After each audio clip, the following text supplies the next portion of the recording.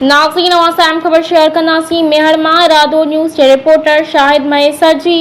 कराची जे मलीर वारे इलाइक़े में स्टील टाउन पुलिस जी फायरिंग में कैटी बंदर वासी सियासी समाजी शख़्सियत याकूब समूह जी भेण सारा समूह जे मारिजी वञण ऐं ॿियुनि ज़ख़्मी औरतुनि वारे वाक़िए क़ौमी शाहराह ते गुज़िरियल ॾींहं खां लॻल धरणे जी हिमायत ऐं पुलिस मथां केस दाख़िल न थियण ख़िलाफ़ मेहर में सियासी समाजी ऐं समा बिरादरी जे अॻुवाननि डॉक्टर इख़लाक़ समूह, इख़्तियार अहमद समूह, फौजी रजब अली समूह, अनवर अली समूह, राशिद अली समूह ऐं ॿियनि जी अॻुवानी में नेशनल प्रेस क्लब मेहर अॻियां एहतजाजी मुज़ाहिरो कयो वियो। उन मौक़े ते मुज़ाहिरीन पुलिस जी फायरिंग में मारिजी वियल औरत जे खून सां इंसाफ़ जे लाइ नारेबाज़ी कई।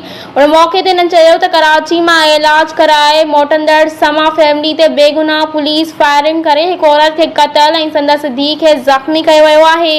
औरत जे क़त्ल ख़िलाफ़ क़ौमी शाहराह ते लॻल धरणो हणंदड़नि खे पुलिस हिरासत करे रही आहे, जंहिं वाक़िए जी मज़म्मत कयूं था।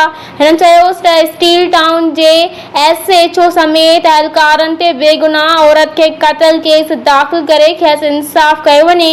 ॿी सूरत में एहतजाज जो दायरो वधायो वेंदो।